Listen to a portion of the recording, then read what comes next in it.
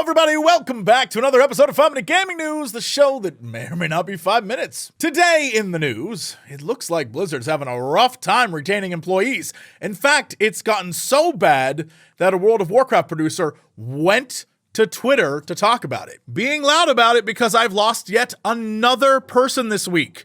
Blizzard is losing amazing talent because someone in power doesn't listen to the game directors who make his products. DE&I also means diversity of thought, especially when it's backed by data and financials. Adam, aka Glaxagrav, then remarked that he just wants to make good games, but can't do that without people. We are creating crisis maps of what we can and cannot ship. That is the loss of capacity we're facing. I literally have a schedule I strike out as people hand in notice. Earlier this year, in response to return to office initiatives, another developer shared their concerns online as well. For me, potentially having to voluntarily resign if I choose not to RTO makes me feel unvalued despite the love and hard work I've put in. So it's pretty much just cause and effect. When you have so much drama and so much tension in the workplace and people are working from home and then you're like, you gotta be back in the office, and they're so used to one thing and it's been working fine that changing it up doesn't make any sense, and people have changed their lives around,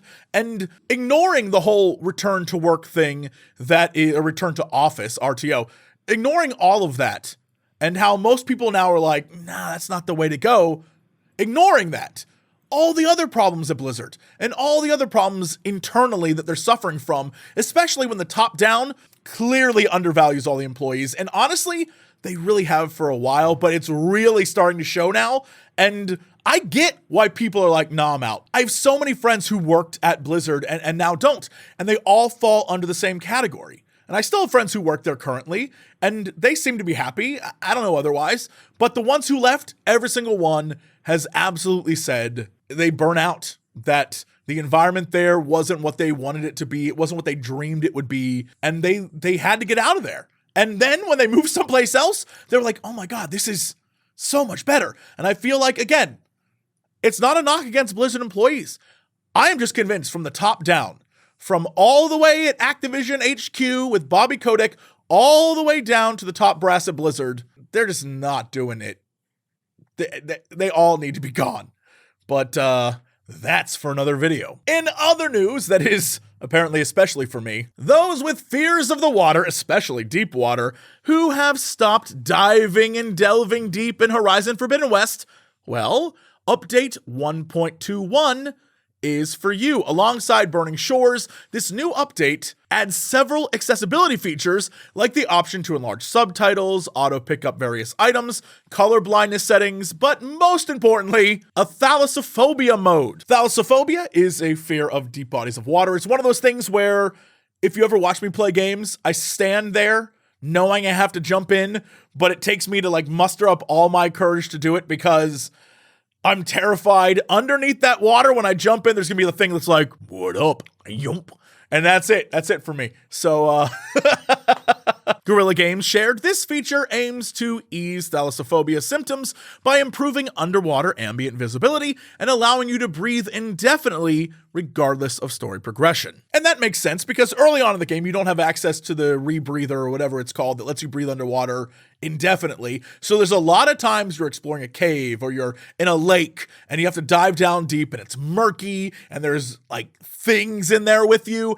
And you also have to watch out for your air. It's really stressful. And I can understand why many people will be like, nah, I'm just going to avoid the water altogether. Sometimes I've been there. There have been things where I've been like, there is like a plesiosaur down there and you can't fight underwater. So it's about hiding, and I get it. I understand very much. And I think this is great. This is like Grounded's arachnophobia mode. I don't know what. This is spiders. It changed the spiders into blobs, and that was pretty cool and interesting for people who are terrified of spiders. They're already scary, and now they're giant and trying to kill you, so I get it. Accessibility modes can fill a wide spectrum of various fears and stressors and things like that, and I'm fine with it. It's just a toggle. You turn it on, you turn it off, whether you want it or not.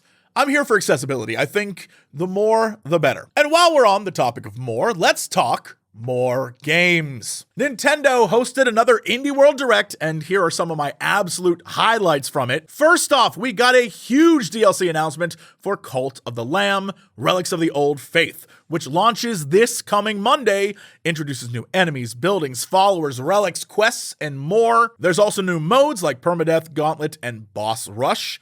And praise the lamb, it's all free. We also then got the interesting turn of events that was a physical sighting of Donkey, which I don't think was on anyone's bingo card. But more importantly, a glimpse at Animal Well, the first game from his studio, Big Mode Games. Animal Well is a pixelated 2D platformer and puzzle adventure that appears as charming as it does challenging. And then the one that had me the hypest, my favorite announcement by far, Oxenfree 2 Lost Signals, which releases July 12th.